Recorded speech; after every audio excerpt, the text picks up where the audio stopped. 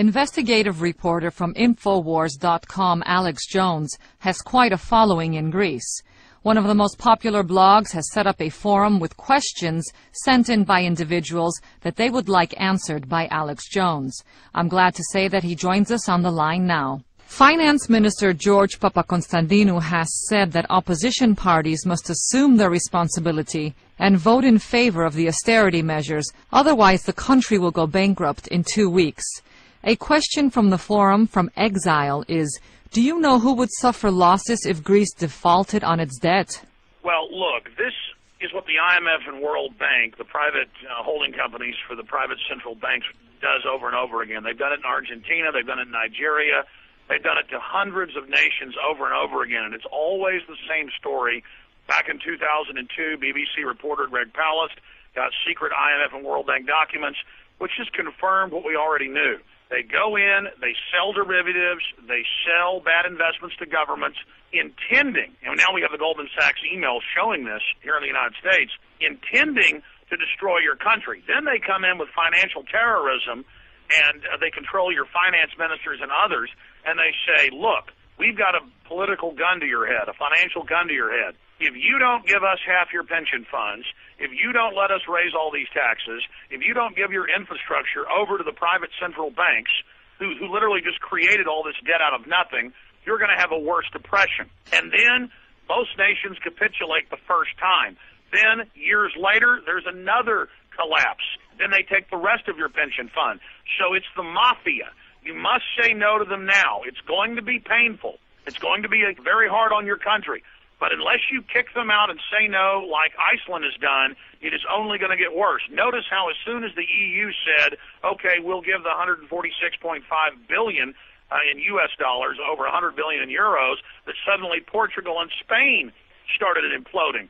That's because the bankers said, okay, they bought it in Greece, now let's start ripping off other people in southern Europe. And the same thing's happening here in the United States. $28 trillion has been stolen, and now they're saying they want to take even more of our rights and our freedom, and they're saying they're going to raise our taxes and cut our services. They're not even going to fix the roads. They're going to fire the teachers. Bloomberg's reporting that the feds are moving to start taking part or all of private pension funds. This is a global banking mafia that is holding you hostage. And it's going to be bad if you don't do what the bankers say, and it's going to be bad if you do what they say. But in the long run, it's going to be much worse if you go along with what they're saying. You must remove the Goldman Sachs dictatorship.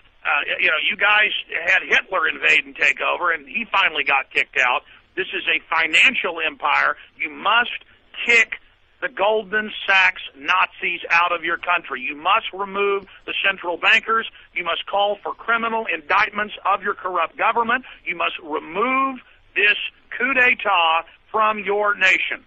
Who would suffer losses if Greece defaulted on its debt?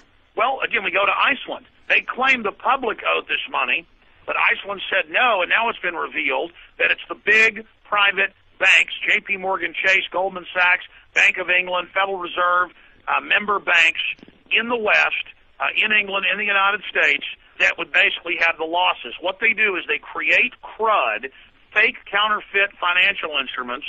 They certify it. They have insurance companies they own, like AIG, certify it. They then sell it, and we have the Goldman Sachs emails, to the nations, to the individuals, to bankrupt you. And that's the trick. They make money on the way up, then they hold you hostage with a financial weapon they've created and basically make you become debt slaves, or they threaten to plunge you into depression. You will be in a permanent depression. You will be completely rendered down to third world status and financial domination unless you say no. So it's kind of like a leg that has gangrene. There's no saving your leg. You don't want to chop it off, but you got to chop it off or your whole body's going to die. Now, Divine Sinner would like to know if Greece is under economic occupation so that it can later be manipulated to fall under geopolitical occupation. Absolutely. Absolutely. I mean, if you look at Chile, if you look at just nations all over the world, you see that it's Goldman Sachs operators. They're the main group. They're the inner coterie of crooks in all the positions of power. We see it in New Zealand. We see it in Greece. We see it in Iceland. We see it in England. We see it in the United States. And so This is occupation. This is political domination. And they force the population of the United States, of England, of Greece, of every country to invest in these pension funds. And, of course, they're never going to let you have your whole pension fund. I mean, they'll have the public begging for 10 or 15% of the money that's yours if they have their way. So they are holding you hostage. This is 21st century conquest, financial domination, and you're already under geopolitical domination, and they are just fully taking your country over. I mean, they're telling your nation, give us the Parthenon, give us your islands, give us the Acropolis, give us everything. Give us your entire country, just like they've done in Africa, Latin America, and Asia, and they're now doing that here. Our national parks are being turned over to the United Nations. Our ports are being turned over to the United Nations. Again, this is a private interest that's doing this.